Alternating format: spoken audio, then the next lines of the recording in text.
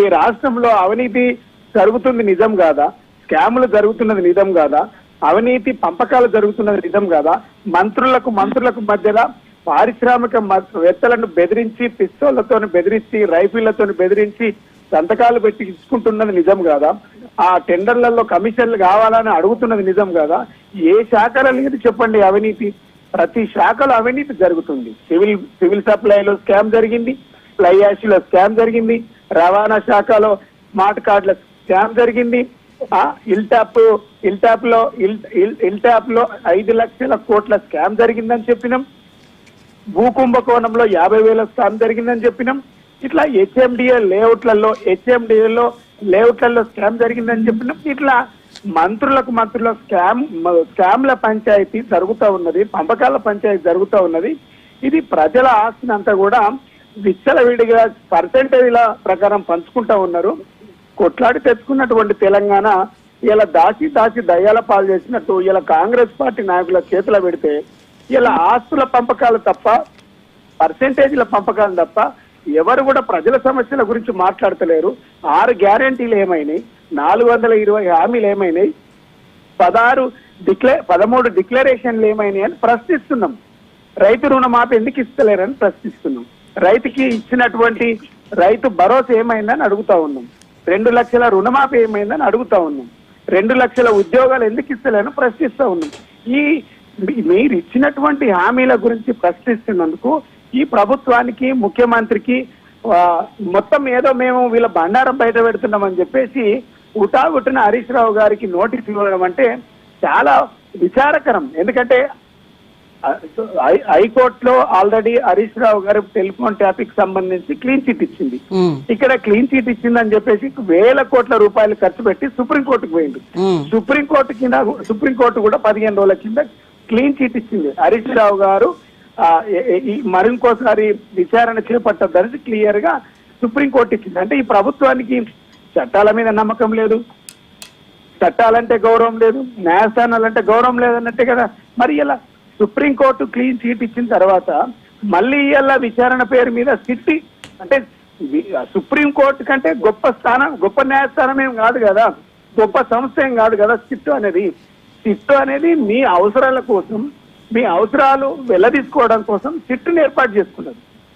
ఇలా మీరు హరీష్ రావు గారిని పిలవడం అంటే ఇది రాజకీయ దురుద్దేశం.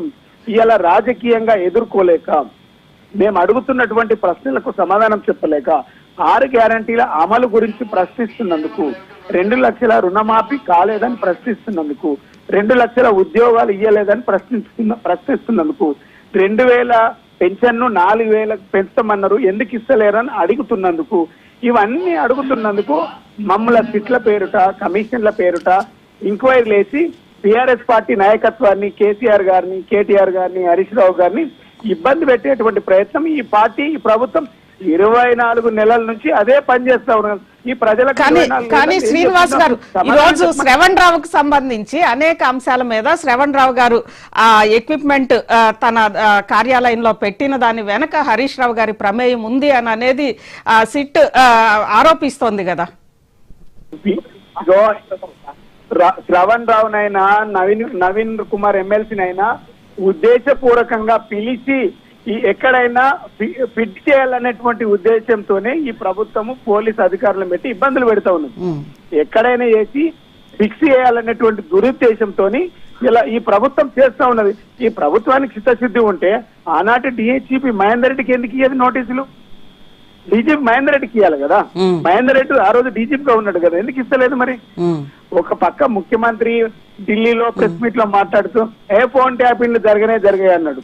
జరిగాయి అన్నప్పుడు మళ్ళీ ఇప్పుడు ఈ ఫోన్ ట్యాపింగ్ల పేరు మీద సిట్లు ఏర్పాటు చేయడం ఎందుకు? ఇది రాజకీయంగా ఎదుర్కోలేక, ఇది టైం పాస్ కోసం, ప్రజల మైండ్ డైవర్ట్ చేయడానికి, ప్రజలకు ఇచ్చినటువంటి హామీలను పక్కతో పట్టించడానికి ఇది 2 సంవత్సరాల నుంచి ప్రభుత్వం ఆడుతున్నటువంటి పెద్ద డ్రామా. డెఫినెట్ గా మీరు ఎన్ని కుట్రలు చేసినా, ఈ ప్రభుత్వం ఎన్ని కేసులు పెట్టినా, ఎన్ని నిర్బంధాలు పెట్టినా, మేము న్యాయస్థానంలో గౌరవం ఉంది, న్యాయస్థానాలపైన గౌరవం ఉంది. న్యాయస్థానంలో మేము ఖచ్చితంగా న్యాయస్థానంకు అనుగుణంగా మేము మసులుకుంటాం. ప్రజాస్వామ్యం మీద మాకు గౌరవం ఉంది కాబట్టి మీరు రాత్రి 10 గంటలకు నోటీసులు ఇస్తే 11 గంటలకు పొద్దుగాల అటెండ్ అయినాం. ఇది మాకు చట్టాల మీద న్యాయస్థానాల మీద ఉన్నటువంటి గౌరవం ఇది. రైట్, థ్యాంక్ యూ శ్రీనివాస్ గారు. మొత్తం మీద నిన్న నైని బొగ్గు బ్లాక్ వివాదము, దానికి సంబంధించి హరీష్ రావు గారు చేసిన ఆరోపణలు, దాంతో పాటు సిబిఐ ఎంక్వైరీ వెయ్యాలి అని చెప్పి హరీష్ రావు గారు డిమాండ్ చేసిన నేపథ్యంలో ఒకవైపు హైకోర్టులో క్లీన్ చిట్ ఇచ్చి సుప్రీంకోర్టు ఆదేశాలు ఉన్నప్పటికీ హరీష్ రావు గారికి ఇటు సిట్ నోటీసులు జారీ చేయడం వెనక ఇది కేవలం కక్ష సాధింపు చర్య అనేది బీఆర్ఎస్ భావిస్తోంది. ముఖ్యంగా బీఆర్ఎస్ నాయకులు ఎర్రోళ్ల శ్రీనివాస్ గారు కూడా ఇదే అంశం అంటున్నారు. దాంతో పాటు దీని మీద రాజకీయ పోరాటం చేస్తాం, అదేవిధంగా న్యాయస్థానాల్లో ఎదుర్కొంటామని అనేది వారు అంటున్నారు. ఇక ఇదే అంశానికి సంబంధించి మనతో మాట్లాడడానికి బీజేపీ నాయకులు అట్లూరి రామకృష్ణ గారు ఉన్నారు. రామకృష్ణ గారు,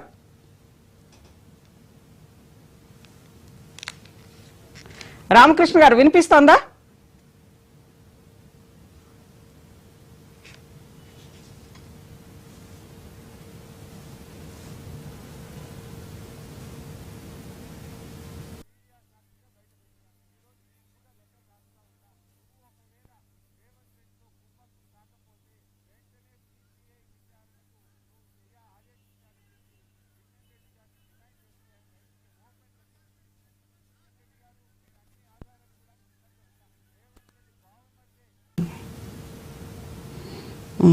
ఓకే,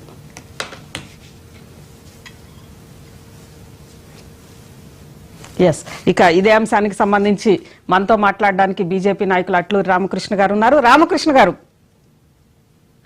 వినిపిస్తోందండి? చెప్పండి, ఏంటి ఈ రోజు హరీష్ రావు గారికి సంబంధించి మొత్తం అంటే నిన్న ఈ నైని కోల్ బ్లాక్ వివాదానికి సంబంధించి హరీష్ రావు గారు ముఖ్యంగా కిషన్ రెడ్డి గారిని డిమాండ్ చేశారు బీజేపీ నాయకులు. అదేవిధంగా ఈ రోజు కోల్ ఇండియా మంత్రిగా ఉన్న కిషన్ రెడ్డి గారిని మీకు ఈ మొత్తంలో ఎలాంటి వెస్టెడ్ ఇంట్రెస్ట్లు లేకపోతే ఖచ్చితంగా సిబిఐ ఎంక్వైరీకి ఆదేశించాలి అని చెప్పి కిషన్ రెడ్డి గారిని డిమాండ్ చేశారు. మొత్తం మీద అసలు ఈ మొత్తం వ్యవహారాన్ని బీజేపీ ఎలా తీసుకుంటుందండి?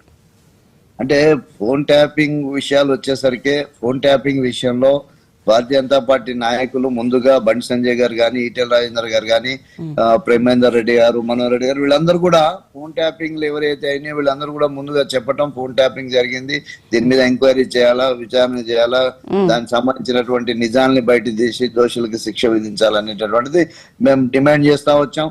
అదే విధంగా దానికి సంబంధించినటువంటి ఏర్పాటైనటువంటి కమిషన్ ముందు కూడా మేము సహకరించాం. అందరు కూడా మా వాళ్ళు వెళ్ళి దానికి సంబంధించినటువంటి విచారణలో జరిగినటువంటి ఇవన్నీ కూడా చెప్పడం జరిగింది. కాకపోతే కాంగ్రెస్ ప్రభుత్వం ఎప్పుడు కూడా దాన్ని డిలే చేస్తూ వచ్చింది. నిర్ణయాలు తీసుకోవడంలో డిలే చేసుకుంటా అనేక నెలలుగా ఈ యొక్క దాన్ని వాయిదా వేసుకుంటా ఈ రోజు ఏదో అవసరం ఉందని చెప్పి దాన్ని ముందుకు తీసుకురావడం, ఇటువంటిది ఎన్నికల ఎన్నికలు ఇప్పుడు మున్సిపల్ ఎన్నికలు వస్తున్నాయి, మళ్ళీ ఫోన్ ట్యాపింగ్ వ్యవహారాన్ని తీసుకురావడం ఇట్లా కాకుండా నిష్పక్షపాతకంగా దాన్ని ఎవరైతే దాని దోషులు ఉన్నారో త్వరితగతిన పూర్తి చేయాలి. దీనికి ఇంకోటి చూడకూడదు, ఎవరం కూడా చూడకుండా దాని మీద యాక్షన్ తీసుకోవాలా. ఫర్దర్ గా ఫ్యూచర్ లో ఎవరు కూడా ఈ విధంగా చేసేటటువంటి ఒక సాహసం చేయకుండా దీన్ని తీసుకోవాల్సినటువంటి అవసరం ఉన్నది. భారతీయ జనతా